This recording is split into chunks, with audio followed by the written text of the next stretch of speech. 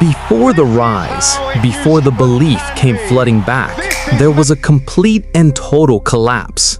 Manchester United, one of the biggest clubs in the world, looked completely lost, gutted from the inside.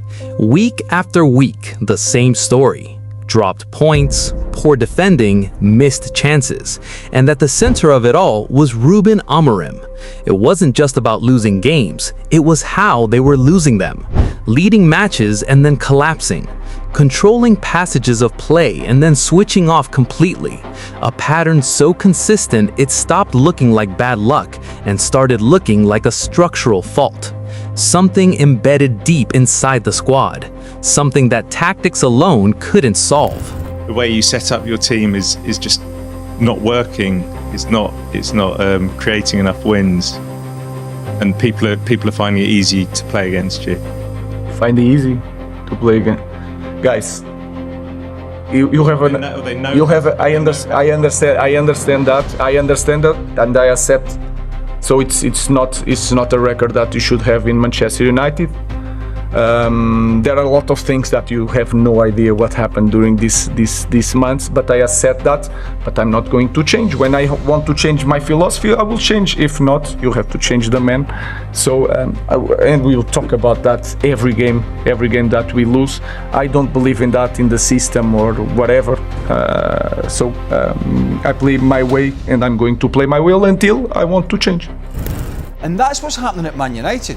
They have a weak midfield, but it's weakened even more by having Bruno Fernandes playing deeper and having two attacking players. And trust me, this is all on Ruben Amorim. At one point, just 3 wins in 11 league games. 3. That's not a rough patch, that's relegation form. That's the kind of run that gets managers sacked and squads pulled apart and fan bases turned against each other.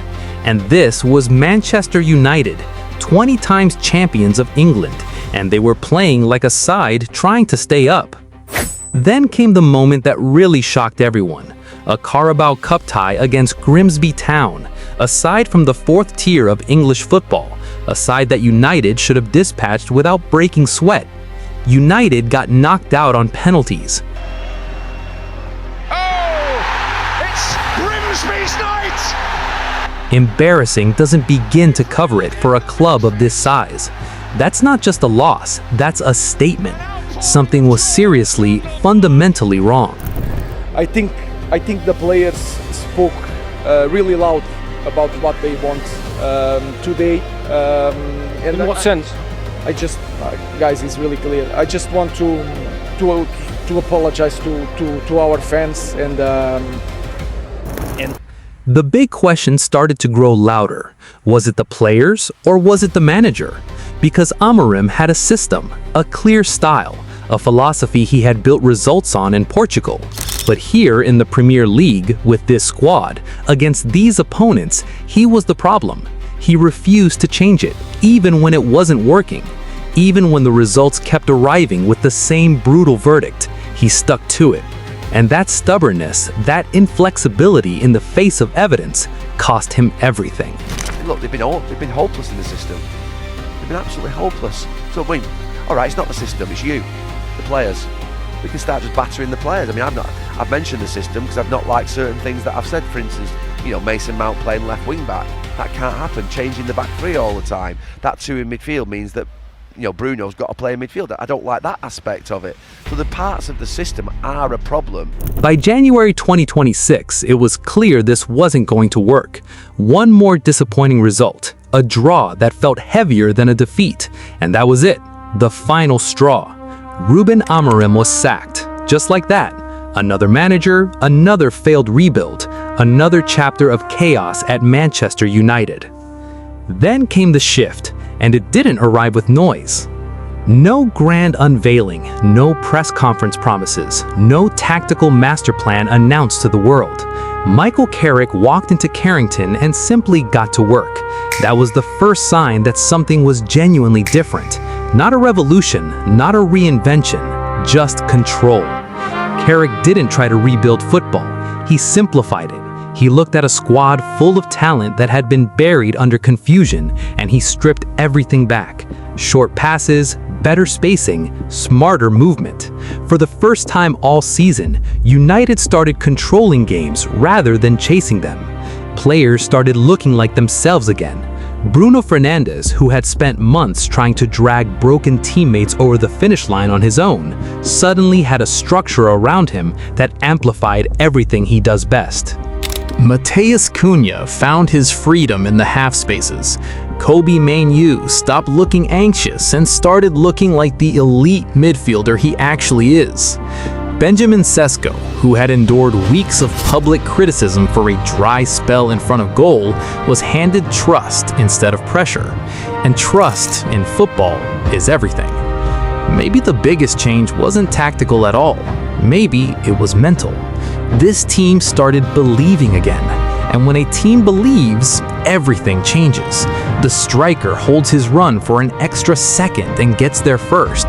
The captain stands over the free kick without a single doubt in his mind. The center back wins the header he would have got under the previous week. If you needed proof that something serious had shifted at this football club, it came in Carrick's 4th day in charge. Manchester City, the Old Trafford, Pep Guardiola. Nobody in football gave United a chance that afternoon. Nobody outside that dressing room. And that is an emphatic finish from Brian and Patrick Dorgu. Unanswerable. 3-on-2 here. 4-on-2 as Dorgu joins in. Bruno Fernandes. Derby day! He's arriving. It's 2. Manchester United have got themselves a cushion. 2-0. Manchester United at the Old Trafford. Brian Mbeumo sweeping a shot with such composure, such absolute conviction that even the City supporters could only watch it go in. Guardiola on the touchline, arms folded, no answer. Manchester United, who under Amorim had missed too many opportunities to get into the top 4, were back in the conversation in the most emphatic way imaginable. A statement win, a win that told the rest of the league that something had changed. Time for another new era to get underway at Old Trafford. There have been plenty in recent years, but this one felt different. This one felt real. Then came Arsenal. The Emirates Stadium, Mikel Arteta's side, one of the best organized teams in Europe, a side that had spent the entire season building towards something serious. This was not a game United were expected to win. This was a game United were expected to lose, and lose convincingly. United went behind, and the old United, Amorim's United, would have collapsed here, would have given up a second, would have found a way to make the scoreline worse. On Zubimendi's error, Mbeumo on it, and equalizes for Manchester United. One dreadful error, one sharp striker ready to pounce, and Manchester United are level in next to no time. Brian, a player who had been waiting for his moment, waiting for a manager to believe in him enough to put him in the right position at the right time. Carrick did, and Mbeumo delivered. And then Patrick Dorgu, Manchester United from behind lead at the Emirates. What a sensational hit from Cunha, and Manchester United have it again. That is worth a celebratory dance, and this place is stunned once more.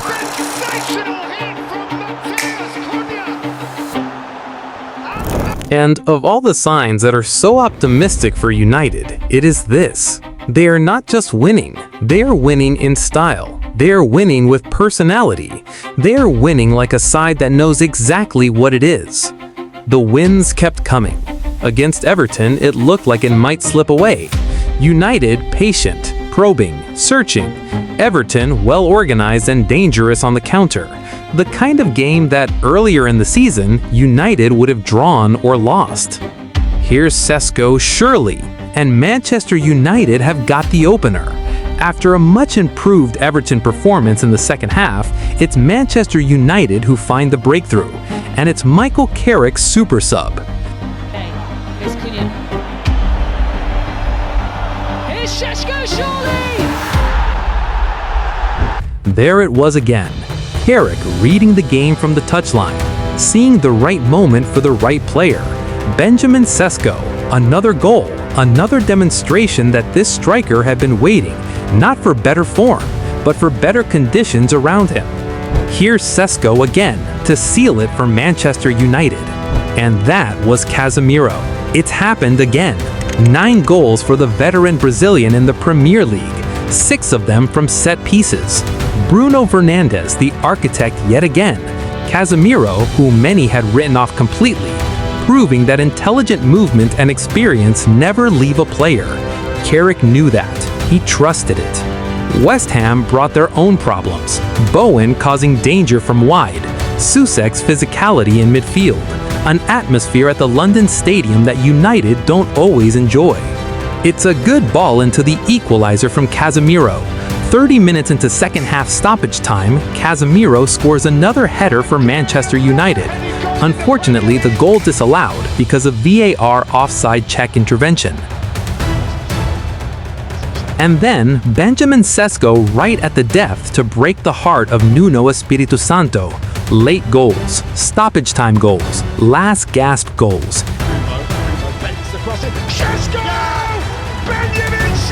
This United side was developing a habit of finding a way when games look like they might slip. That is not luck. That is fitness. That is belief. That is a squad that has been told and has genuinely come to believe that the game is never over. Aston Villa under Unai Emery, one of the most tactically sophisticated managers in world football, a man with 4 Europa League titles on his CV, a man who rarely loses big games against anyone. 3-1, Manchester United. Sesko taking himself into double digits in his inaugural Premier League season. That is what a striker looks like when he is confident. Not just in form, confident. Arms out, no hesitation. The ball arriving and the finish already decided before the foot even swings. Cunha, a beautifully taken pass from Bruno. He received it, assessed it, dispatched it. 2-1, Manchester United back in front. Emery walked away from that game and said United were superior. Superior against a Villa side that had spent 2 years becoming one of the most dangerous clubs in England. That word meant something. Chelsea, Stamford Bridge, 1-0, clean sheet. Away from Alejandro Garnacho, gets past him in actual fact to the byline, pulls it back into the area. The kind of win that tells you everything about the defensive organization Carrick had built. Every time Chelsea found a rhythm, United killed it. Every time they built towards something threatening, United stepped out, won the ball, and punished them on the break. Liam Rosinier's side had no answer for how United pressed, no answer for the speed of the transitions, no answer to a team that was by now playing with the confidence of a side that had beaten everyone in front of them. 5 of the top 6, 5 games, 5 wins, 0 defeats. And through the middle of all of it, the points were stacking up.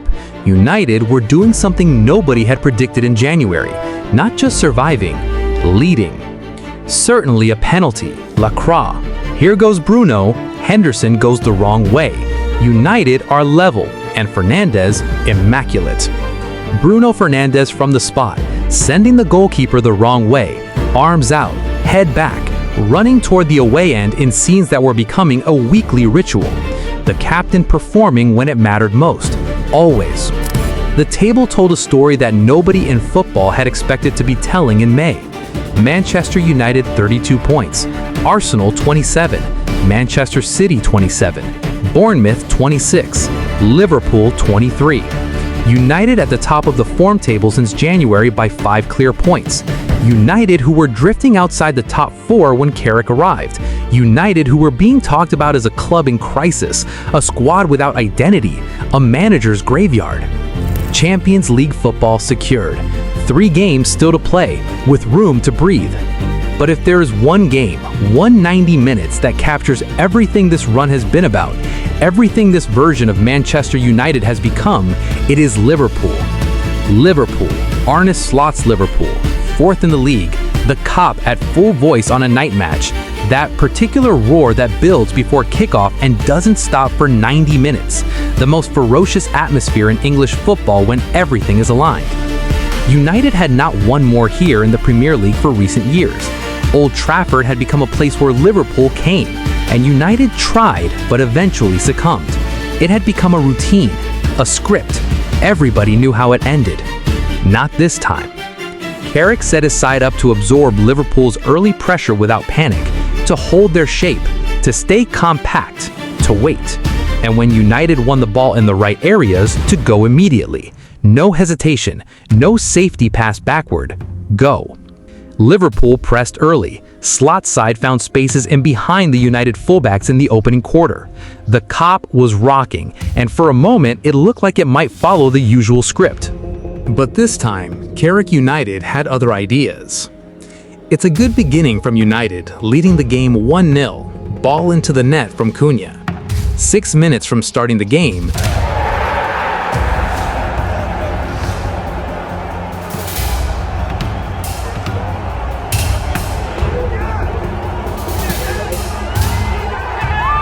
Benjamin Sesko scores another goal for Manchester United and plays in bravery and confidence. Matheus Cunha needed 2 bites of the cherry to see a deflected left-footed strike nestle in the corner, but it was exactly the reward the hosts' start deserved. Their endeavors bore yet more fruits before the first half was even 15 minutes old, as after first being denied by a save from Freddie Woodman from point-blank range, Benjamin Sesko was in the right place at the right time from the recycled cross, which saw Woodman parry Bruno Fernandes' header against him, and the ball trickled over the line. But then something happens. Arne Slot's men couldn't have been much worse in the second half, and they got off to the perfect start when substitute Amad Diallo gifted possession to Dominik Szoboszlai in the middle of the pitch, and the Hungarian carried the ball half the length of the Old Trafford turf and coolly slotted into the bottom corner. Liverpool completed a before unthinkable turnaround 10 minutes into the second half, although it was again down to an individual error from United, as Lament's loose pass was pounced upon by Alexis McAllister before Szoboszlai teed up Gakpo to tap into an empty net. Liverpool equalized. That was shocking. Liverpool at Old Trafford equalized. They pushed, they pressed, they found a way. The Kop found its voice again. And once more, just like in every other game this season, the question was asked of this United side. Could they handle adversity? Could they find a way from behind? Could they do at Old Trafford what the old United could never do? United looked down and out at that point, but they rallied in the closing stages and managed to hit the front once more. Liverpool could only half clear Luke Shaw's cross, and Mainoo strode onto McAllister's weak clearance on the edge of the area to sweep the ball into the bottom corner in front of a delirious Stretford end. Gakpo tested Lamens as Liverpool pushed for a late equalizer, but they ultimately came up short in that quest, as United held on to secure a top-5 finish in style, the ultimate way for Michael Carrick to stake his claim for the permanent job. Defeat for Liverpool likely won't be catastrophic to their top-5 push, given their 6-point cushion with 3 games remaining. What Michael Carrick has built in 4 months is not easily explained. You cannot reduce it to one tactical tweak or one inspired substitution. You cannot point to a single transfer or a single team talk. It is the accumulation, the details, the trust given to players who had stopped trusting themselves, the simplicity imposed on a squad that had been drowning in complexity. Casemiro with 9 Premier League goals, above all defensive midfielders. Bruno Fernandes, the architect yet again, in game after game. The pass nobody else saw, the free kick nobody else fancied, the run that opened the game when it was locked. Sesko passed double digits in his first Premier League season, the much criticized striker who needed not better technique, but better belief. Mainoo, 20 years old, dictating matches at the highest level with a composure that makes you forget how young he is. Cunha, electric and brilliant, dispatching goals with the stylish conviction of a man who was born to play in front of full stadiums. And Luke Shaw, back from injury, back in a United shirt, adding quality and experience to a left side that had been missing his presence for too long. This group of players will be remembered for this run, not just this season, not just in the context of what came before, in the wider history of this league. Old Trafford has always had its eras. Sir Matt Busby's Babes, the most romantic side English football ever produced, cut down too soon and then rebuilt. Ferguson's Dynasty, 26 years of dominance, trophies stacked on trophies, the standard against which all English football is still measured. Cantona's arrival, the moment that changed the club's entire identity overnight. The class of '92, Beckham and Scholes and Giggs and the Nevilles and Butt, the most homegrown generation any modern club has produced. Every era had a turning point, a moment where the story pivoted, where everything that came before suddenly made sense because of what arrived next. This is that moment. Michael Carrick, who won 5 league titles at this club as a player, who lifted the Champions League at the Lushniki, who understood in his bones what this badge was supposed to mean, walked into Carrington in January when the club was broken and made it whole again. Not with noise, not with promises, with work, with clarity, with the quiet, absolute authority of a man who was never going to be overwhelmed by the size of the job, because he had spent his entire professional life preparing for it, without ever knowing that was what he was doing. Champions League football confirmed. 32 points since January, 5 of the top 6 beaten, 3 games still to play. The rest of the league has been warned. And Old Trafford, as you may remember it, Old Trafford is roaring. This is Manchester United, and it is back. Not on borrowed time, not on a lucky run. Back with structure, with identity, with belief, with a manager who knows exactly where this is going. The Theater of Dreams doesn't do small stories. It never has. And this one is only just beginning.